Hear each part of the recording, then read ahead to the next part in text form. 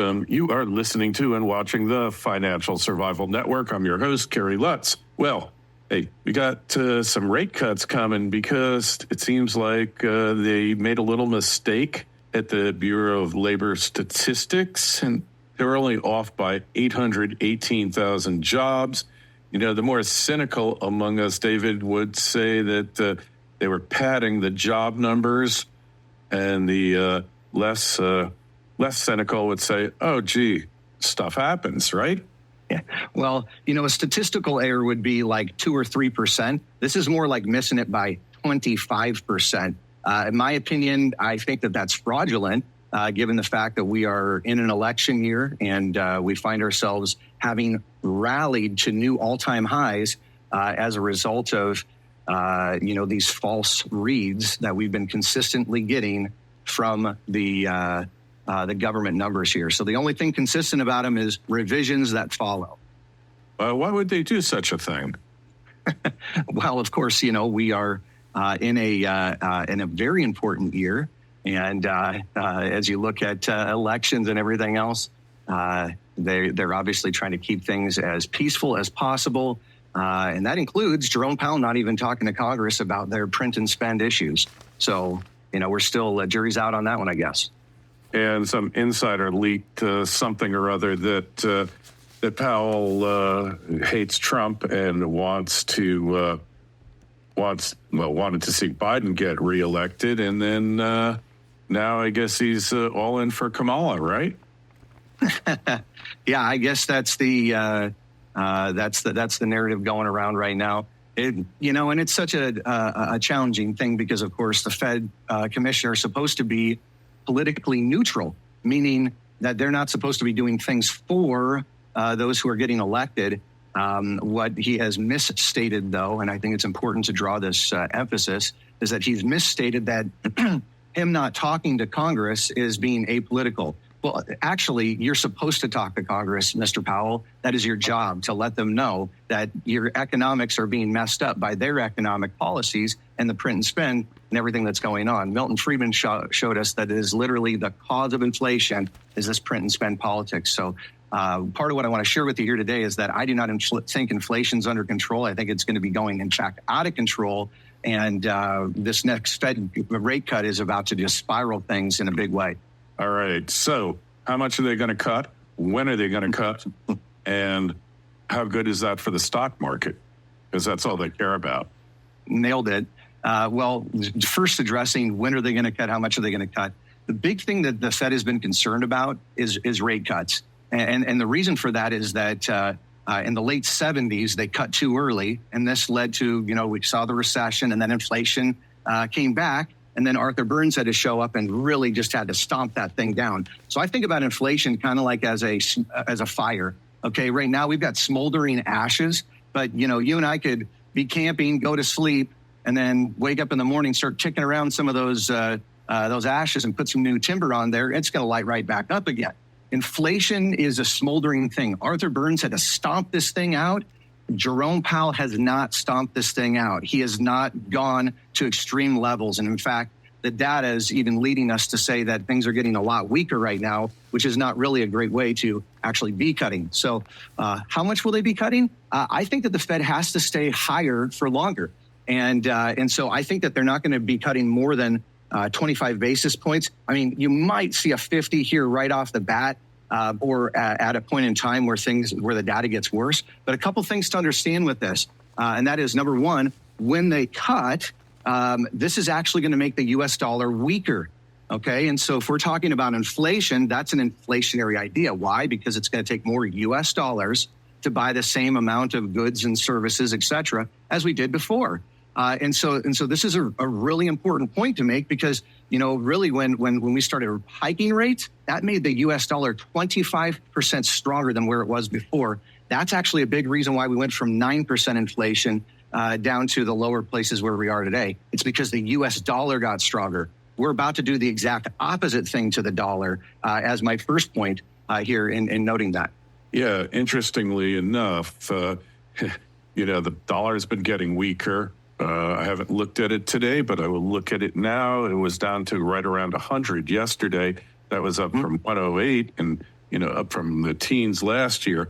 Now, according to a psychoanalyst guy who is a regular guest on the show, and you can take this for what it's worth, he says that a weaker dollar generally portends a Republican being elected, and a stronger dollar portends a Democrat being elected. What do you think about that? Well, I think politically speaking, the Republican Party is the party, at least right now, that is for sure coming up with ideas about how to get us out of this. So one of the things that we need to understand is that how do we get out of it is going to be supply side economics. AI is going to be really low cost supply side economics, but at the cost of everyone else's job, or many jobs anyway, millions at the same time. So when you talk about deregulation or less regulation, when you talk about getting a more balanced type of a system and approach, different stimulative type of policy, those are the key things here. So the Democrats are ultimately looking at raising taxes and buying votes right now. And that is a crazy platform to be running on. All right. So speaking of AI, I just said, I'm going to solve the budget problem. I'm going to have ChatGPT do a line-by-line analysis of the 2025 budget and cut out $3.2 trillion from the budget. And wow, the first thing it did was it wanted to raise taxes. It didn't care about cutting anything. So it sounds like reminiscent of some of our members of Congress there. So then I said, under no circumstances can you raise taxes. It all must come from spending. And, it found $3.2 trillion. I mean, listen to this, like defense reductions, $800 billion over the next decade. Corporate welfare cuts, $600 billion. And you could do a lot more than that, really, because it's $350 billion a year. Healthcare spending cuts, $700 billion. And that's not cutting back on anyone's healthcare somewhat. It's like cutting back on Medicare Advantage overpayments. All right, it's $150 billion. Negotiating drug prices, $250 billion. Medicaid eligibility reform, $200 billion. And preventive care programs, expanding them like RFK Jr., Make America Healthy Again, $100 billion. I think it could be far more than that. And then getting rid of 10% of the federal workforce, which no one would even notice, $150 billion, $200 billion agency consolidation. So anyway, we go on and on. They want to raise the retirement age to 70. I'm kind of opposed to that, but I understand it's got to come someplace. So I said, find at least 100 agencies that could be erased, put out of business, and I got to find it now. I wanted to get these are fascinating. The F-35 Joint Strike Fighter program. Okay. So, I mean, here's one guy sitting in his office, and I did more to control the deficit with one query than the Congress has done in the past 20 years here, David. Well, it's not rocket science, but I guess AI can figure it out in about 32 seconds. Yeah. Here as far as at least some ideas, and then that gets the discussion conversation going here. There's a lot of things that we need to be figuring out. If you look at the actual expenses for Medicare and Social Security, that's exceeding 60% of the entire federal budget, the amount of money that's coming in from tax receipts. And so we're just at the pinnacle year right now. 2024 is the year where the most baby boomers reach age 65 and enter into retirement. And so why is that important? Well, the system's already expensive. It's already swelling. And we've got the biggest group going in right now. It's like 14,400 a day right now. So, there's definitely going to need to be some changes. And I think that we need to encourage our political leaders to have the conversations. These are the things that we actually want, because our future depends on this. I mean, I have 5 young kids that are, going to be growing up likely in a world very different than the world that I knew growing up, just given the significance of deficit spending that's going on. I think that we've added about $12 trillion here in the last 4 years. So, it took us 230 years to get the first, 11 trillion. We just put on 12 here in the last 4. So this is a runaway train that I do not see stopping anytime soon. All right. So listen to what we can get rid of. The Department of Education, Department of Energy, Department of Commerce. And so then we wouldn't have to worry about those job numbers being askew because they're responsible for it. The Department of Housing and Urban Development, just give the money to state governments and let them handle it. National Endowments for the Arts, the Humanities, Corporation for Public Broadcasting, privatize it. Exim Bank, which is just corporate welfare. The Appalachian Regional Commission, listen to some of these. The Denali Commission, the FCC, probably get rid of that. The Federal Maritime Commission, Office of Thrift Supervision, the U.S. International Development Finance Corp. I mean, it goes on and on here. Some of these I didn't even know existed. Like, it's just like, hey, they're saying get rid of the Bureau of Alcohol, Tobacco, and Firearms, consolidate it with the FBI. I mean, it's craziness here. The Rural Utilities Service, and then, it didn't give the savings this time. The U.S. Institute for Peace, they're doing a really rotten job. Let's get rid of them. The Commission on International Religious Freedom, the U.S. Chemical Safety Board, the State Justice Institute, all these insane company agencies here that do absolutely nothing for us. And yet, what's amazing is there's more people right now that are courting our Congress members for, these backdoor deals, this pork barrel spending, all these extra little things that are added to every single bill, essentially, that's coming through. And we just get this extremely bloated government. So, I don't think it's a bad idea for people to be asking questions like this. In fact, I would say if there's a silencing voice that's trying to say, don't even talk about stuff like that, we might actually think to ourselves, is this a voice that's trying to control me? Are they actually trying to get me to independently consider what's going on right now? Or are they just trying to get me to comply? So that's a good little exercise, and kind of fun to see all the different things that are going on there.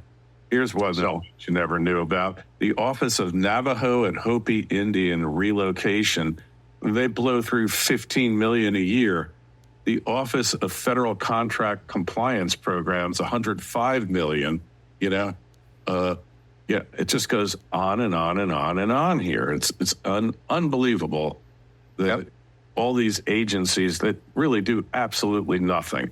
Right. Well, And so to your point, all this spending is inflationary. This costs the taxpayer money. Right. And so the taxpayers are here on the hook. And of course, they don't even stick to a normal budget. They blow their budget easily every single year.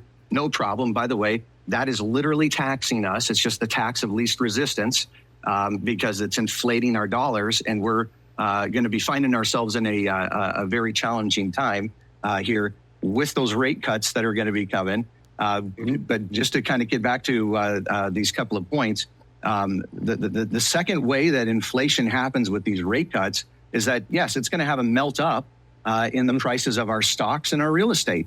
And so you get lower rates. Of course, that's going to be better for tech stocks through the roof. It's going to be better for real estate. It's already at all-time highs right now. Here's the deal. We're also cutting right now while we're at all-time highs.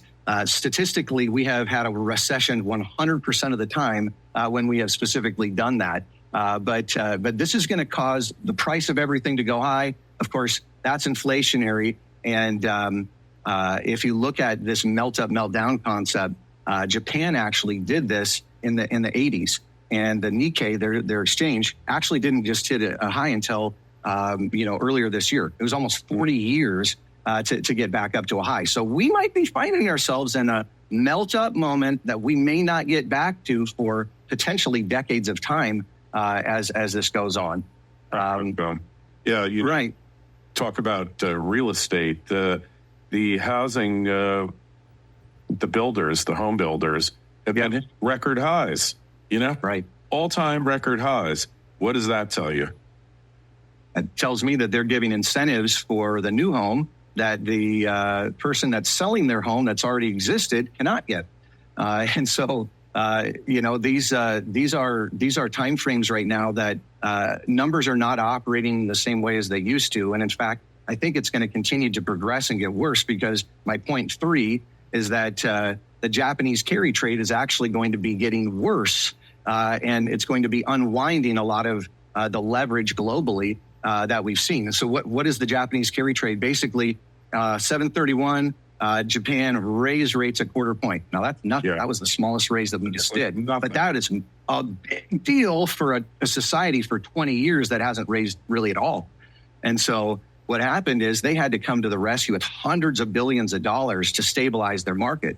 Well, what's going to take place right now is that as the United States is cutting rates, that's going to make our dollar weaker while Japan's raising rates. That makes their dollar stronger. That makes their carry trade worse, meaning the amount of money that was borrowed does not go as far in the thing that's now being leveraged against, like U.S. treasuries, U.S. stocks, et cetera. So I expect a lot more volatility as the year continues to unfold, because of people unwinding these trades and the reality that this cutting Fed is going to make this far worse for Japan. And I looked up a statistic this morning. There are $4.52 trillion invested by the Japanese people, and this is not the government. And more than half of that is by the people is in long dated debt. Yeah, literally interest sensitive debt that's going to potentially need to be unwound as this carry trade continues to get worse because the U.S. dropping rates. I think that Japan could literally unwind the entire global economy if we're not too careful here, because we are literally all tethered together climbing this mountain. If one falls, we got to put our ice picks in and stop this thing from going backwards. It's getting close. Hey, you can only kick the can down the road so far until you run out of road, right? Exactly. Speaking of running out of road, my fourth point is that the world's now running from federal treasuries, in other words, IOUs on U.S. dollars, to more safe haven type of ideas right now. So we're seeing a broadening in the market. We're seeing gold obviously go above 2,500, stay above 2,500. Silver's made a massive move. I expect silver, by the way, to continue to ride here and surpass gold as we finish the year out. But the central bank has big dilemmas right now because they're trying to figure out how to preserve value today with today's money in order to buy tomorrow's goods. And so what they're having to do is buy gold and silver because that's the only thing that's going to keep up its value relative to commodities to electrify, et cetera. You got it. And copper is back over $4. Yep. Oil's been holding up pretty good, even if demand is, it's impossible to really gauge demand because global market, people are driving more here, they're driving less there. It's you really don't know. But Exxon, I think, put out a projection that the amount of petroleum used is going to stay constant for the next 25 years. Oh, yeah. Where's all the electrification? How can this be? Can't be. Electrification's changing. It has to change. I think we're going to be seeing more of a hybrid type of an engine model. I think Toyota has a really, really good prototype that's coming out right now. But no question, we are petroleum based. We're going to continue to be. And that's a good thing for the United States. And if President Trump gets back in, drill, baby, drill is what he continues to say. And, the United States does it cleaner and safer than anyone else in the world. Not cheaper, but cleaner and safer. In the United States, we value those two ideas. And the United States has more oil than anybody else right now. So that is a very deflationary idea. If we can produce more supply, it also takes some of the strength away from Russia and Saudi Arabia, who are in lockstep as number 2 and 3 oil producers in competition with us here. And so, of course, Russia can't, wage a war unless oil prices remain elevated. So there's a number of things that we can do in the United States if we so chose to do them. And don't forget nat gas. We have more nat gas than any other place in the world, to the point where some of it even still to this day gets flared off on the fields. Literally, when you see those giant flames when you're going by a field that's flaring because they got too much gas and there's no pipelines. You can't build pipelines. Nat gas, you'd think they'd be pushing that because everybody should have nat gas. And you've got these crazy states banning gas stoves, banning natural gas pipelines, hookups, all this. Yeah. So, hey, we're seeing that happen. We're seeing the central banks buying gold. How much longer can it go on? Good question. As I'm looking forward here again, I think that we're going to have a much choppier end of the year as we move into 25. There's a number of ways to really juice the market. I think that we're going to see the statistics start to fall apart and interventions have to start coming in. And so there's a gauntlet ahead of us as we head into this election. I mean, we've got COVID 2.0 that's likely to come.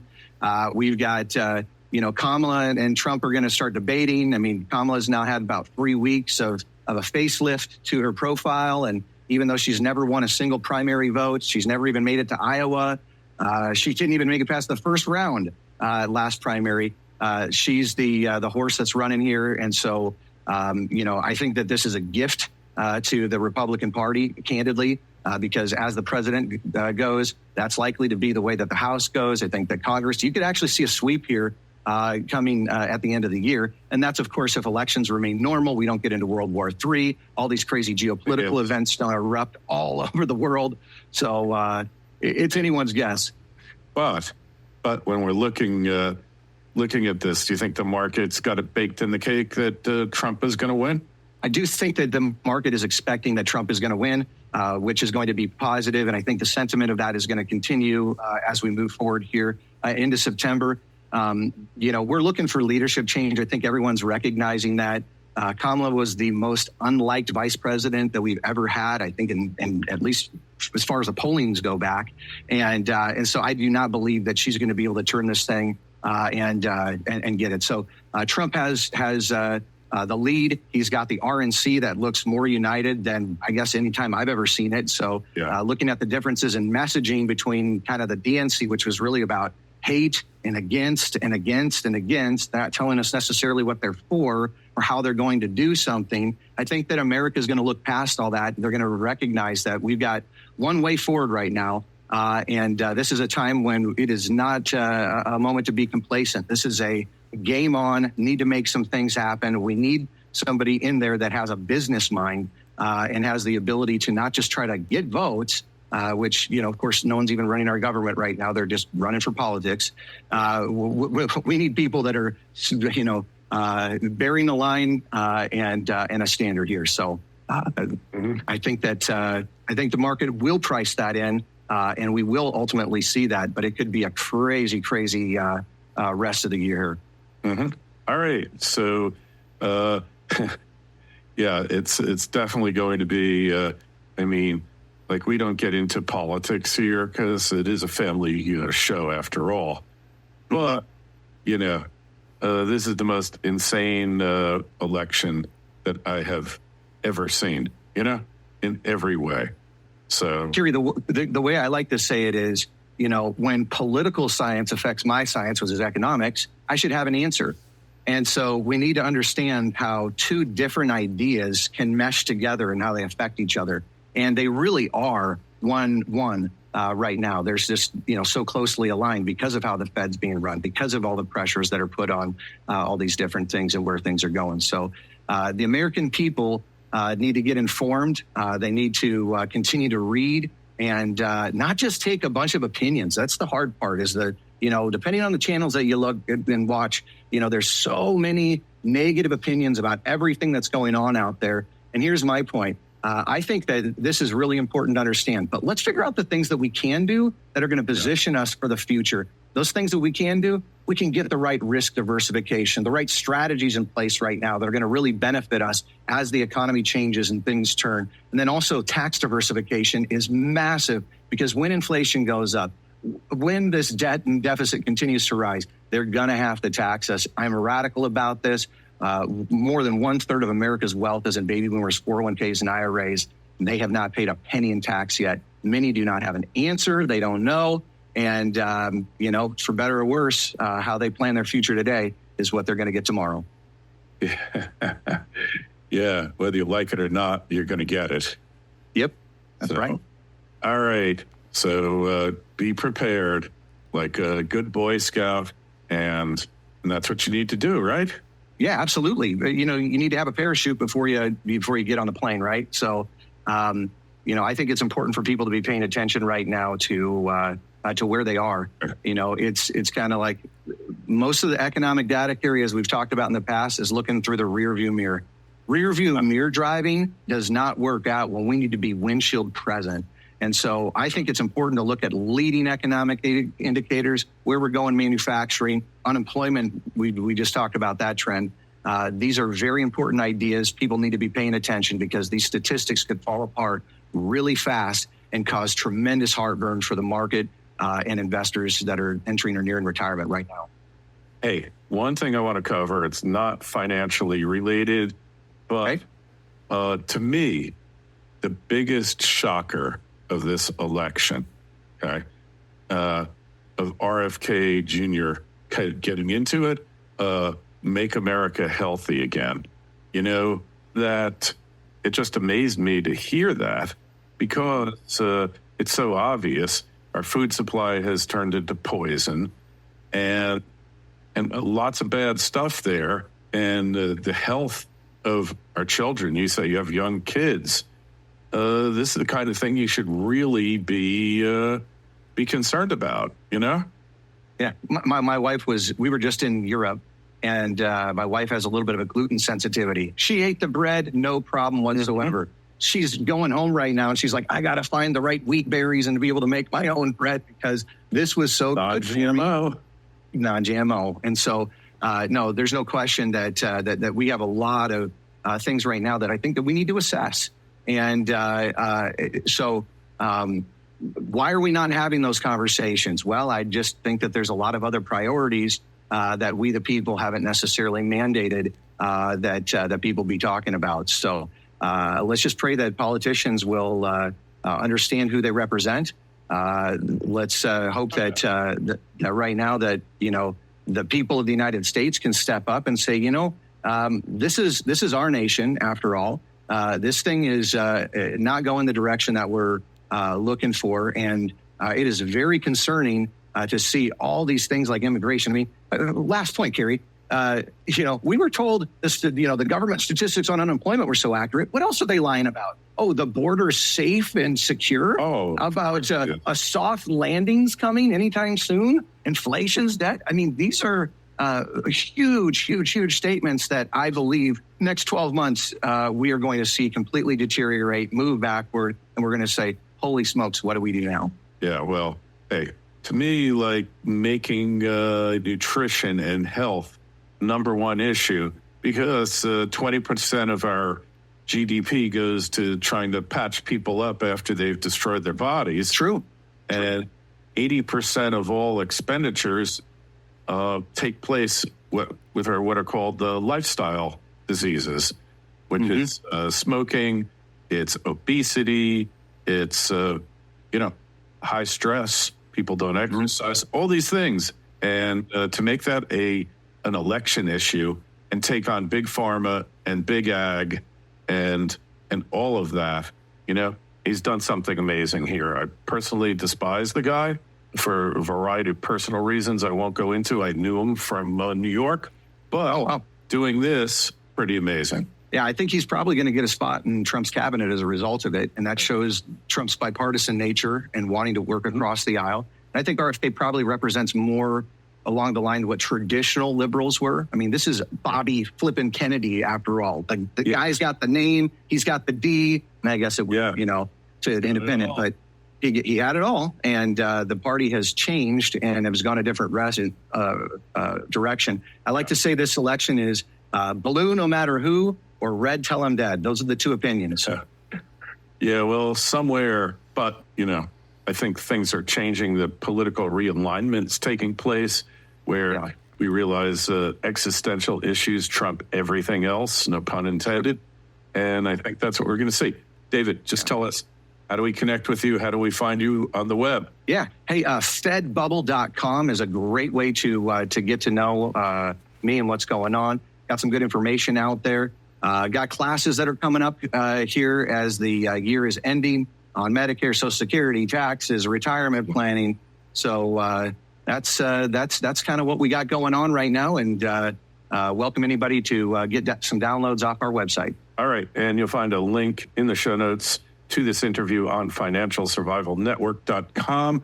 And just click it, take you to David's site. While you're there, would you please sign up for our free newsletter? Got a question for David, myself, kl@kerrylutz.com is the email address. Always a pleasure to have you on, David. We'll talk to you again real soon. Kerry, pleasure's mine. Take care. Talk to you soon.